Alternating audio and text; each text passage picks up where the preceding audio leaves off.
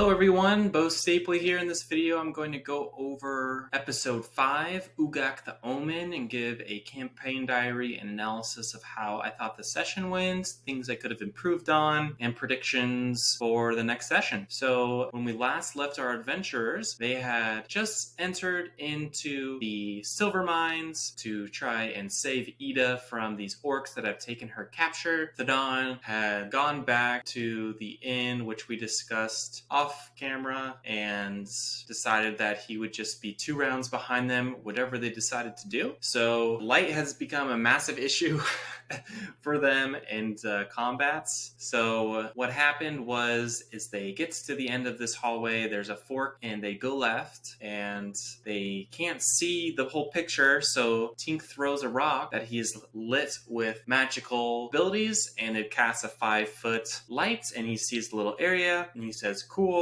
They then enter, and there's an orc standing right there, and he starts attacking them. They easily disperse with that. They also are seeing arrows flying at them. They don't see the source. They do see the arrows, and they fight their way through, all entering the cave entrance. The Dawn meets up with a Wink, who decided to lay back for a second, and is like, oh, let's go in, and they decide to go right. They really don't do much in the entire fight until pretty much the end, so we'll come back to them. The rest see like dead people that had just been killed, like they see a guy, and they see a dwarf, and they see someone get pushed off the edge, and there's these orcs firing at them, and one of them looks to be a little bit stronger than the others, so they assume that that's the lieutenant guy. The archers cannot hit. I rolled so horrible for the archers. So what started as a hard fight turned into a really easy fight because of the rolls, and I did not want to fudge them. I wanted to show, that's what happens if I have a session where I'm rolling extremely well and it's looking like they're gonna die. I might hold back because I don't want to kill off the party just because I'm rolling well, but at the same time, I want them to have easy fights if, that's what was meant to happen. So this just happened to go their way. I think only hit them once with 4 archers over, 4 or 5 rounds. They end up killing everyone. Waldo the Firbolg Druid turned into, I believe, a panther and attacked some people. We had Enzo shooting Eldritch Blast, who is a half-elf warlock, and we had Olavax the Cracks, the brass dragonborn paladin,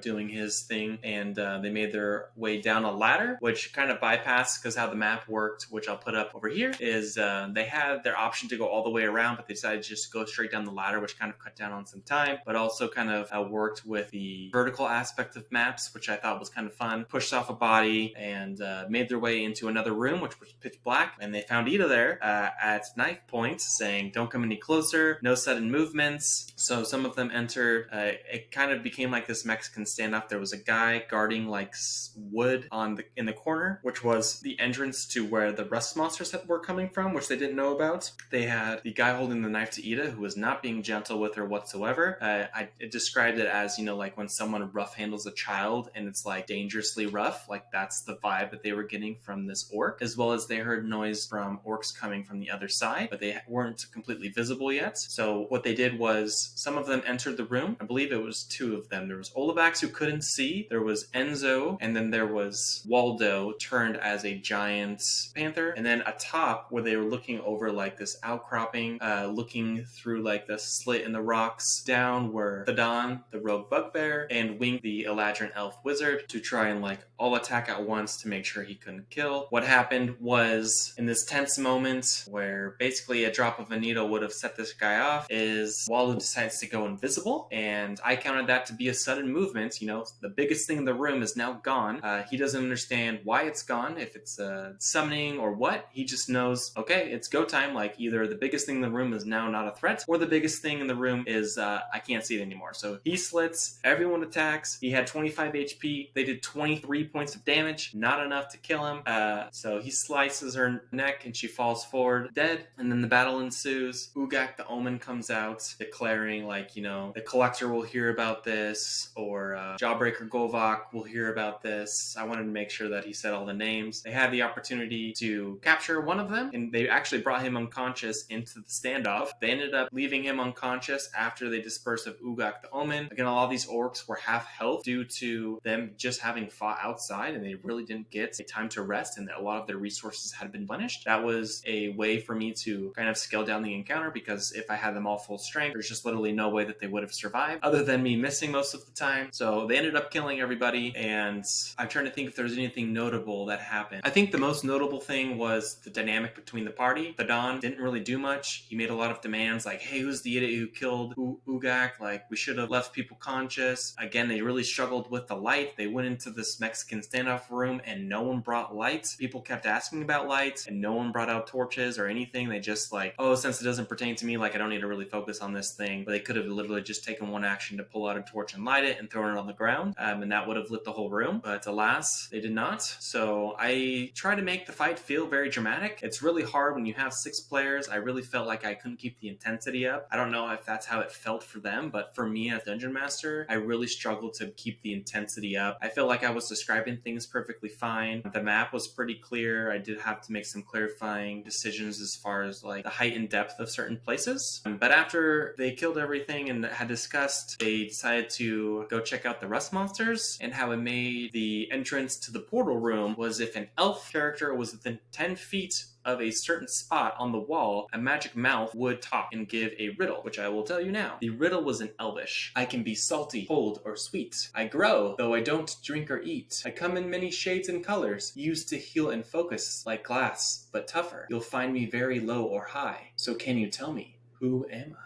So that's what Wink heard, since he was the one who went to investigate. He then heard some chittering and retreated as one of the rust monsters came, and they all fired as it was trying to get through the wooden beams that Wink had crawled through. And then Thadon and Wink went back and listened to the riddle one more time. Thadon immediately knew that it was crystal, and the minute they spoke crystal in Elvish, the seemingly rock wall slid down and became a door, and out came bright blue lights radiating on them as the rest of the group, hearing this, all came over, and that's where we ended the session. Closing thoughts, I thought that the overall encounter was fun. I thought it was dynamic. The map was great. I could have resized it and made it different, but I liked the way I had it, and I felt like I role-played the NPCs correct to how they did. After the session, the character who plays Waldo came up to me and mentioned like how he didn't like how he didn't get to use his ability to go invisible. I was not thinking about how can I make his ability cool. I was thinking about what would this character do in this moment, and there was a sudden movement of a giant beast going invisible, and that's how I reacted. I could have made it just so it works, but again, I wanted Edith to die from the very beginning. I was going to have her be hanged, but I didn't think that was dramatic enough, so I moved her to being captured instead. So that was something that I changed. I am looking forward to see how they're going to react to this portal room, as I have the descriptions all written out, so I'm excited for them to go through this portal and enter into the Fey Realm. So we'll see what happens when they enter and how they react and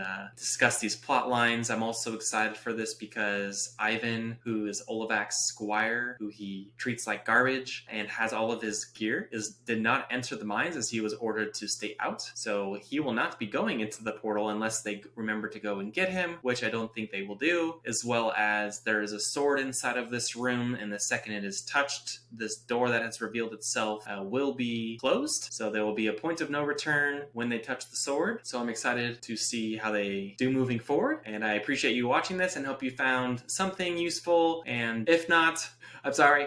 So I hope you found this enjoyable, and stay tuned for the next campaign video, and thank you for watching. We'll see you in the next one. Bye!